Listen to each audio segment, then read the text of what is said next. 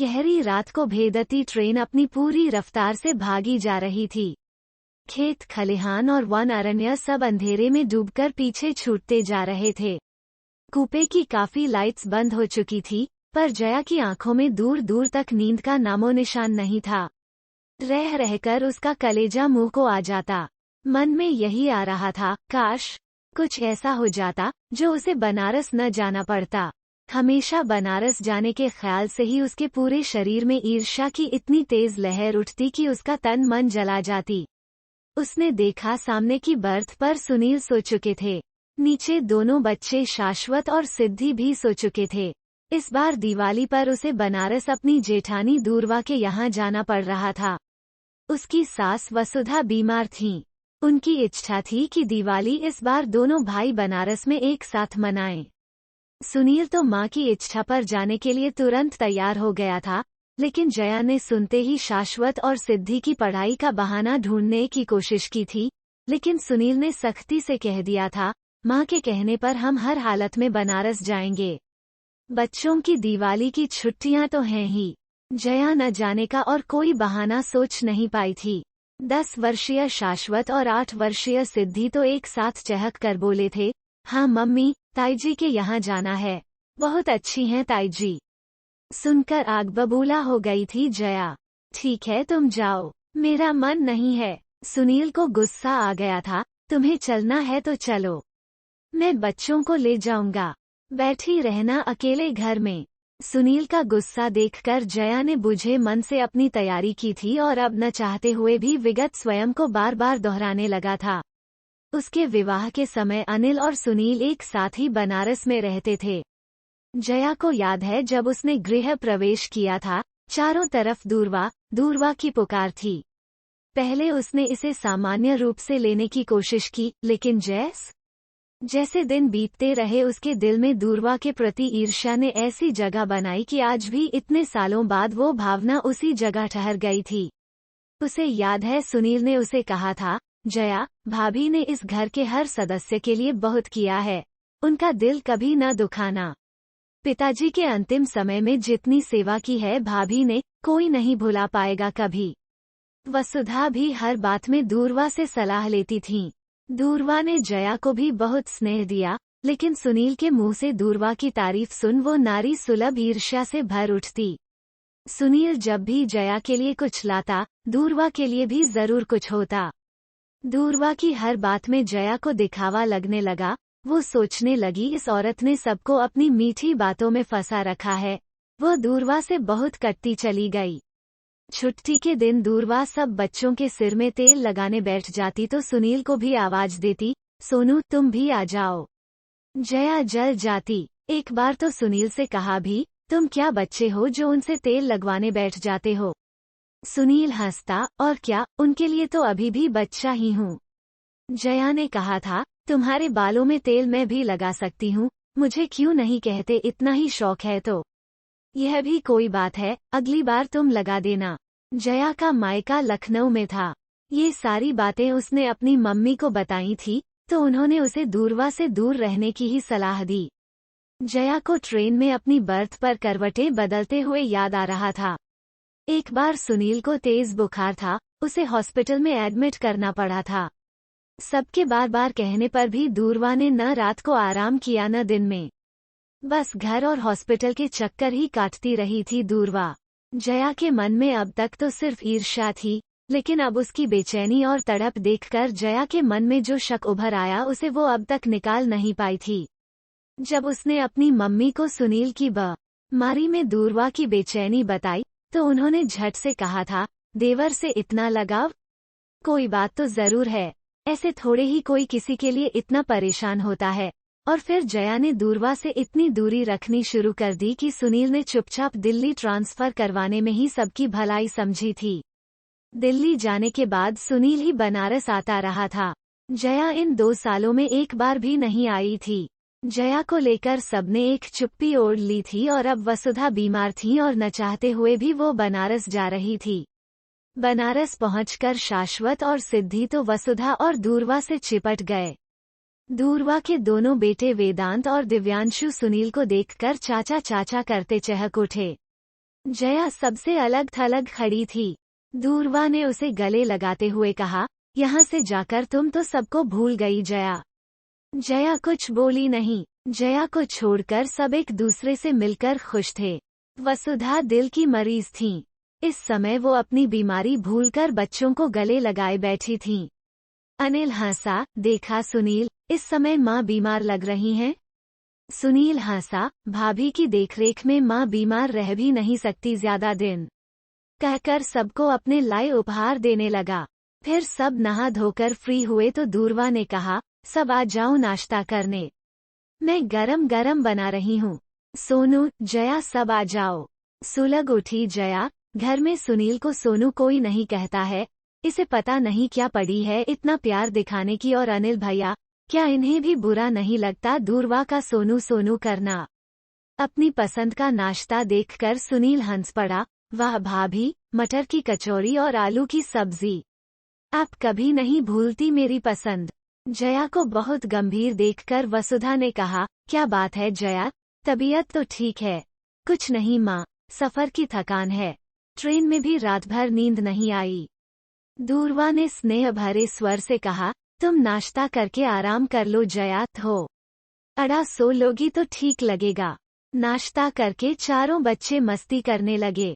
वसुधा बेटों के साथ बातों में व्यस्त हो गई। जया अनिच्छा से दूरवा का किचन में हाथ बटाने लगी, लेकिन दूरवा ने उसे जबरदस्ती आराम करने भेज दिया। दूरवा का मन जया से बहुत सी बातें करने का होता, लेकिन जया का रूखा सूखा रवैया देखकर वो मन ही मन आहत रहती। दूरवा ने इतने सालों में जया से अच्छे संबंध रखने की अपनी तरफ से बहुत कोशिश की थी, लेकिन जया की बेरुखी का कारण वो कभी समझ नहीं पाई। अब सब जया का स्वभाव ऐसा ही समझकर चुप रहते थे। दूरवा अपने माता पिता की इकलौती संतान थी और उसके माता पिता भी अब इस दुनिया में नहीं थे। अगले दिन दिवाली थी। शाम को सुनील ने जया से कहा, जाओ भाभी के साथ मार्केट जाकर देख लो क्या क्या लाना है, बच्चों को हम लोग देख लेंगे। अनिल ने भी अकेले में दूरवा से कहा, जाओ सुनील, जया और बच्चों के लिए जया की पसंद से ही कुछ खरीद लेना। दोनों बाजार चली गईं। रास्ते में दूरवा ने पूछा, जया, दशाश्वमेध घाट चलोगी? तुम्हें वहाँ अच्छा लगता है न?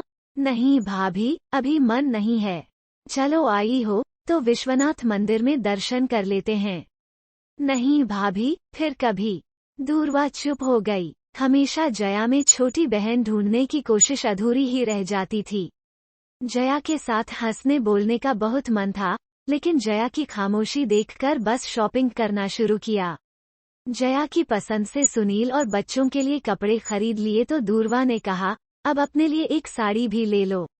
भाभी, रहने दो, मन नहीं है। दूरवा के बहुत कहने पर भी जया ने अपने लिए कुछ नहीं लिया। दोनों घर लौट आई तो वसुधा ने कहा, दूरवा, जया की साड़ी कहाँ है? माँ, बहुत कहा पर उसने नहीं ली, कहा मन नहीं है। वसुधा को बुरा लगा, इसमें मन की क्या बात है? त्योहार है, अगर बड़े दिलवा रहे हैं तो उसे तो खुश ना चाहिए। पता नहीं उसके दिमाग में क्या चलता रहता है। अभी तो ये लोग 2-3 दिन यहाँ हैं, बाद में दिलवा दूंगी। माँ, आप परेशान न हो। वसुधा जानती थी जया के दिल में दूरवा के लिए जरा भी प्यार और सम्मान नहीं है, लेकिन कुछ बोलने पर बात और न बढ़ जाए इसलिए चुप रहती थीं। दिवाली का पूजन पूरे घर ने जया को छोड़कर खुशी खुशी किया। सुनील तो वेदांत और दिव्यांशु के साथ उनकी उम्र का ही बन जाता था। उसने बच्चों के साथ बहुत मस्ती की। सुनील अनिल से 7 साल छोटा था। सुनील ने बच्चों के साथ मिलकर बहुत पटाखे छुड़ाए। जया अलग एक रूम में बैठी रही। वो मन ही मन वापस जाने का समय गिन रही थी। दूरवा की उपस्थिति भी वो अपने आसपास सहन नहीं कर पाती थी। शक की एक भावना ने उसके मन पर ऐसा पर्दा डाल रखा था जहां से दूरवा का स्नेह, अपनापन उसके दिल को छू भी नहीं पाता था। डिनर सबने साथ किया। सुनील दूरवा के बनाए पकवानों की तारीफ जी खोलकर करता रहा। बच्चे सब एक रूम में सो गए। सुनील जया का बेडरूम तो आज भी वैसा ही था जो पहली मंजिल पर था। वसुधा और अनिल के बेडरूम नीचे ही थे। सुनील सो चुका था, लेकिन जया को नींद नहीं आ रही थी। उसे तेज सिरदर्द महसूस होने लगा। फर्स्ट एड बॉक्स नीचे किचन में ही था, उसी में कोई सिरदर्द की दवाई होगी, यह सोचकर वो धीरे धीरे उठकर नीचे किचन तक जाने लगी। दूरवा के बेडरूम के दरवाजे से हल्की रोशनी बाहर आ रही थी। रात के 2 बजे थे। अंदर से अनिल और दूरवा की आवाजें आ रही थीं। साथ ही साथ दूरवा की सिसकियां भी कानों में पड़ी, तो जया ने धीरे से दरवाजे पर कान लगा दिए। अनिल गंभीर स्वर में दूरवा को कह रहा था, उसे तुम्हारे स्नेह की कोई कद्र नहीं है। पता नहीं क्यों तुमसे इतनी खींची खींची रहती है। सबके साथ हंसती बोलती तो कितना अच्छा रहता। सुनील और माँ भी मन ही मन तुम्हारा अपमान देखकर दुखी हो जाते हैं। मैं कभी कुछ कहा नहीं, लेकिन मेरा अंदाजा है जया शायद सुनील के प्रति तुम्हारा लगाव सहन नहीं कर पाती है। जब तुम सोनू सोनू करती हो तो कभी जया का चेहरा देखा है उस समय? दूरवा की सिसकियों में बंधी आवाज गूंजी। जब हमारी शादी हुई थी माँ ने मुझे एक ही बात कही थी, सुनील को अपना बेटा समझना, कभी उससे नाराज मत होना। वो कोई गलती भी करे तो उसे माफ कर देना। तुम्हारे स्नेह से दोनों भाइयों में भी प्यार बना रहेगा और वो दिन और आज का दिन। मैंने हमेशा अपने आप को 3 बेटों की माँ समझा है और मुझे इस बारे में किसी को कुछ कहने की जरूरत नहीं है। बाहर खड़ी जया को अपने ऊपर बहुत शर्म आई। उसे आत्मग्लानि हुई। वो इतने सालों से क्या सोच रही है और दूरवा के दिल में सुनील के लिए अपने बेटे जैसा स्नेह है। यह क्या किया उसने, कैसे माफी मांगे वह? दूरवा के निश्चल, निर्मल व पावन स्नेह के प्रति उसका मन श्रद्धा से भर उठा। उसने हमेशा दूरवा का दिल दुखाया है, सोचती हुई वो चुपचाप अपने बेड पर जाकर लेट गई। दवाई लेना भी वो भूल चुकी थी। पछतावा उसकी आंखों से आंसुओं के रूप में बह निकला। पूरी रात उसे अपना एक एक व्यवहार याद आता रहा। नहीं, अभी भी वो सब संभाल सकती है। बेकार के शक में पड़कर वो इन रिश्तों के बीच पनपती छोटी छोटी खुशियों को क्यों अनदेखा करती रही, जो इंसान को सच्चा सुख देती हैं। सुबह उसने सबसे पहले बिस्तर छोड़ दिया। दूरवा जब फ्रेश होकर किचन में पहुंची तो हैरान हो गई। जया उसके लिए चाय बना रही थी। दूरवा ने कहा, जया, इतनी जल्दी उठ गई, ठीक से सोई नहीं? जया ने हंसते हुए कहा, बस आपकी चाय बनाने का मन हो गया भाभी। दूरवा हैरान सी जया का मुंह देखने लगी। जया ने कहा, आज आप आराम करेंगी, नाश्ता मैं बना रही हूँ। फिर कुछ सोचकर हंसते हुए बोली, नहीं, आप ही कुछ बनाना अपने सोनू की पसंद का। मेरे हाथ का तो वहाँ रोज ही खाते हैं, मैं बाकी काम कर लेती हूँ। कहकर जया उसके हाथ में चाय का कप देकर किचन से निकल गई। उसका मन हल्का हो गया था। दिल और दिमाग पर छाई धुंध दूरवा के स्नेह से छंट गई थी। आज सुबह के सूरज की चमकती किरणों ने उसके दिल के हर कोने को चमका दिया था। अभिभूत हो गई थी दूरवा। कुछ न समझ आने वाले अंदाज में वो जया को जाते देखती रही।